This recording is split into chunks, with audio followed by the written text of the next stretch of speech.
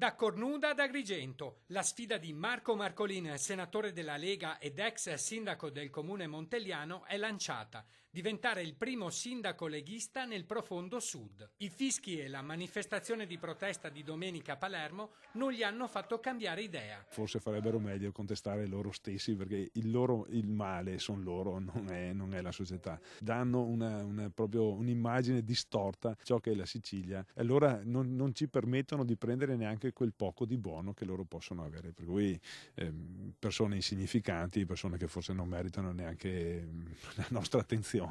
All'inizio sembrava uno scherzo o una sorta di provocazione. Ora è una sfida vera. Il senatore del Carroccio è perfino in testa nei sondaggi. Devo ringraziare chi fino ad oggi non ha fatto niente, i vecchi politici non hanno fatto niente per Agrigento, perché se loro avessero lavorato bene forse la mia candidatura per Agrigento sarebbe stata superflua.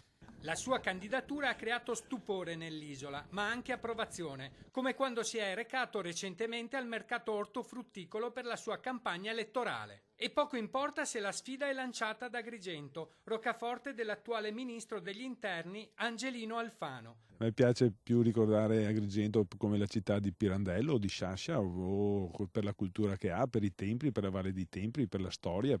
Alfano non so chi sia, cioè è un ministro che magari ha sbagliato, non ha avuto il coraggio di ammettere i propri errori. In provincia di Agrigento sono presenti 11 centri di accoglienza per gli sbarchi dei clandestini a Lampedusa, una situazione che il deputato critica duramente. I clandestini rimangono clandestini, li possiamo accogliere, curare e sfamare per quel giorno, e poi bisogna girare la barca e farli tornare indietro. Senta, lei è un ottimista, ci sono buone probabilità di farcela?